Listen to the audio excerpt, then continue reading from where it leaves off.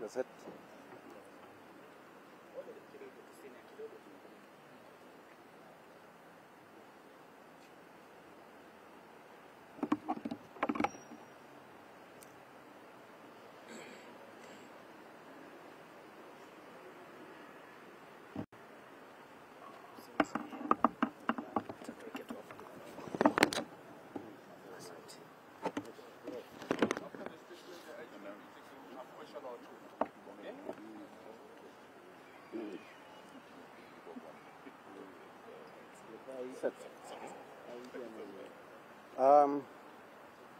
Good morning, members of the Fourth Estate.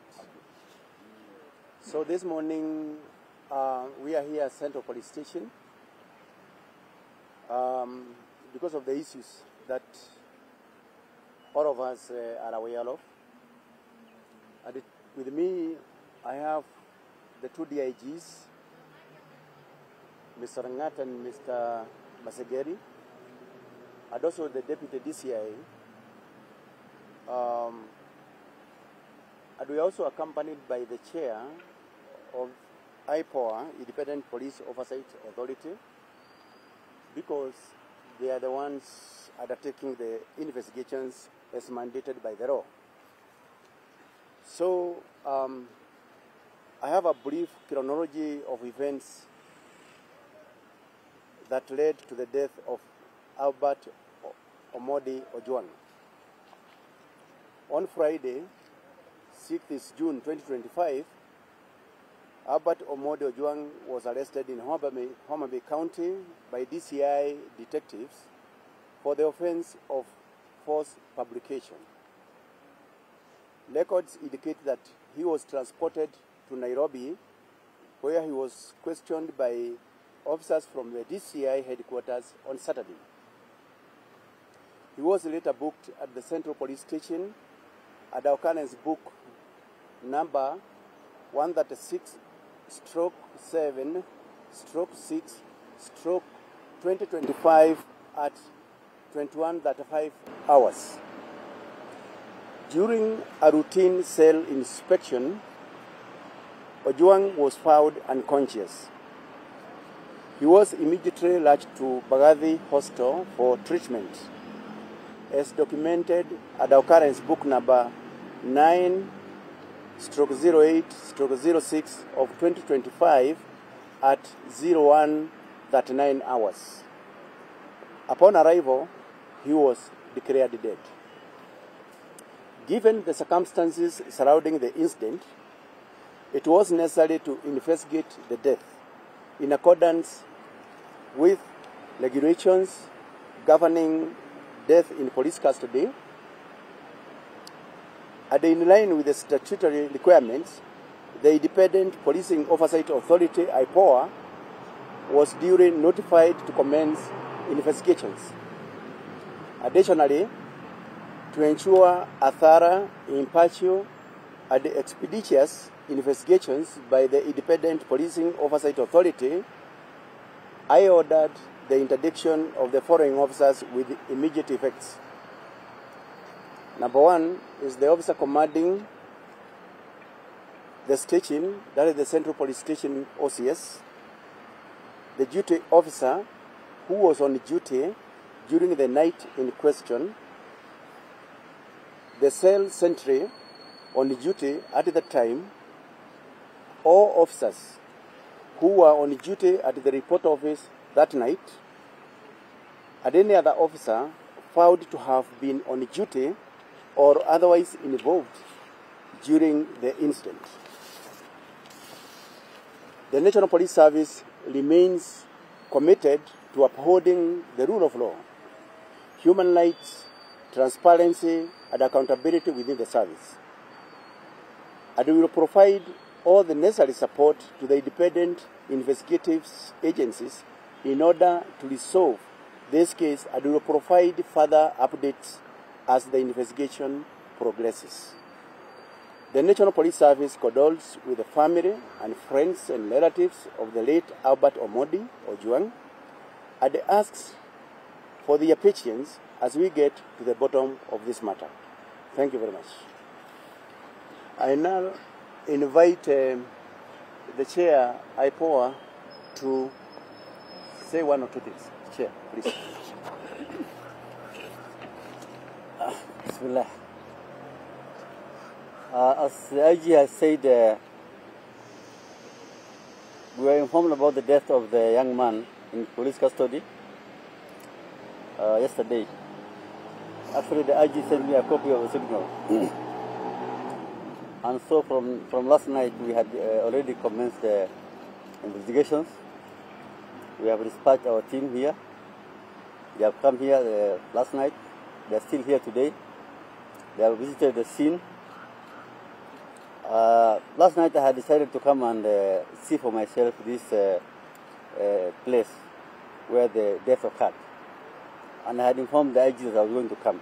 So then he told me, actually I'm also going there, let's meet there. So I don't have much information to tell you from my power, just to confirm that we have received the information about the death from the IG, and we have commenced our investigations in accordance with the law.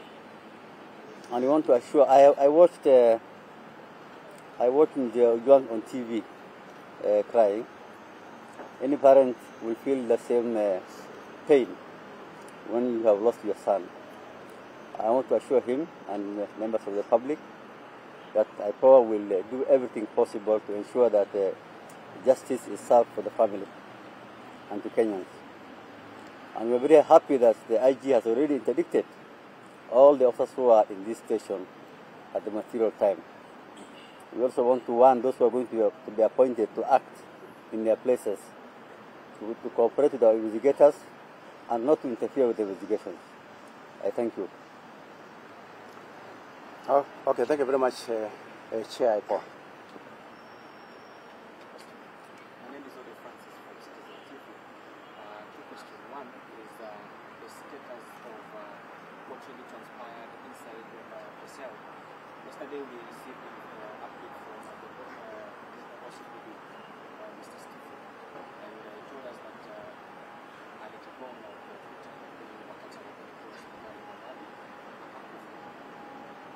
in your position, have you established that? Is that the true position? And the second question is about Bagadi, the transport from the police cells to Bagadi Hospital and then declared death. In an hospital where there is a mortuary, that is Bagadi Hospital, there is a mortuary. Why didn't the officers or the Bagadi Hospital take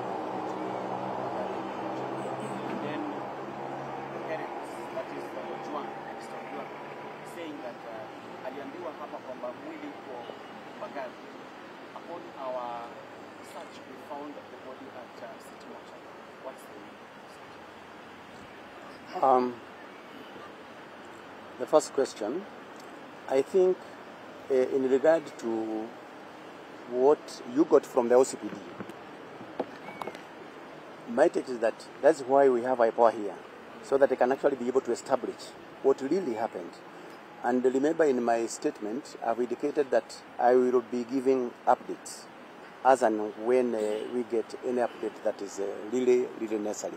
Number two, on the body having been confirmed dead at Bagadi Hospital, then ordinarily because it is a sudden death, then City Mortuary is the place to take so that investigations can actually be able to continue. Yeah. One more question. My name is Maybe one. One. About the first application, you mind clarifying what exactly it was or who it was against so that we can Say again? the false publication, what was it exactly? Who was it against? Who was the complainant? Who was the complainant? Let me put it this way. The reasons as to why the late Ojwang was arrested, together with a few others, is because there was a complaint that had been launched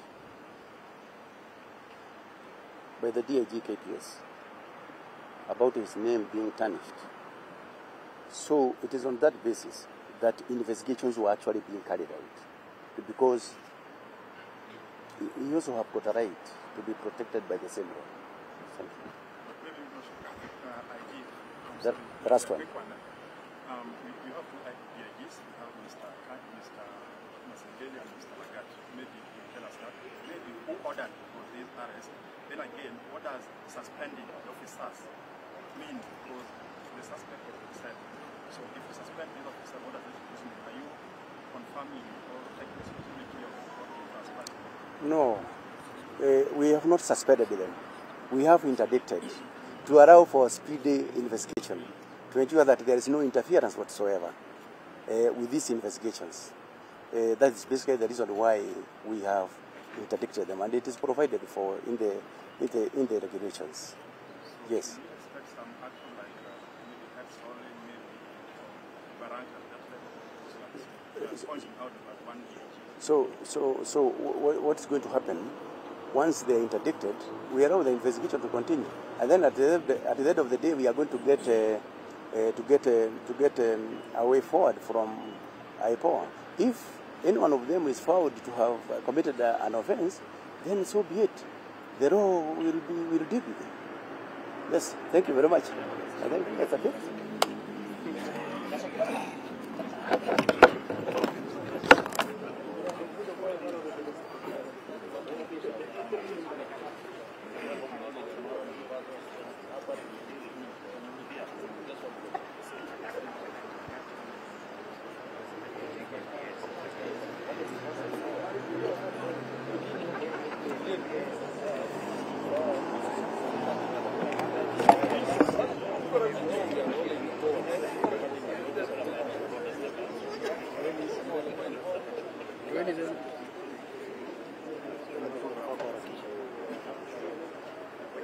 Kwenye maisha watoe. Nataka toe. Tunaenda. Kweli tunaenda. Hiyo. Toi.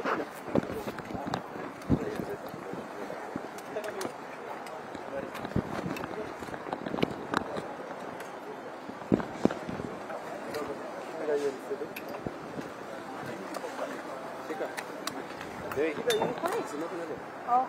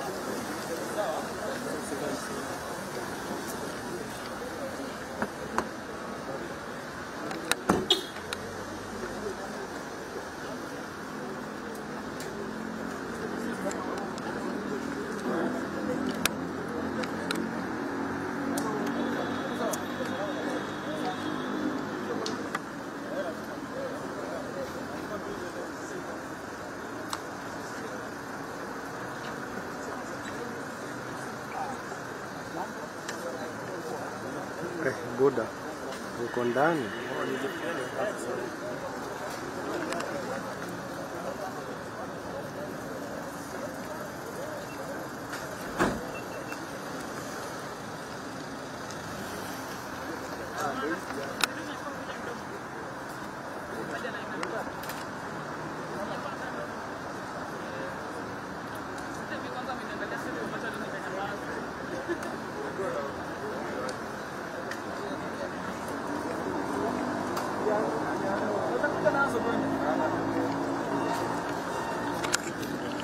Wanguke.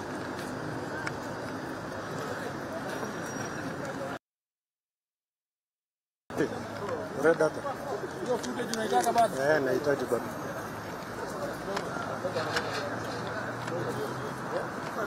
Naje kufanya PTCM? Kupiga hiki.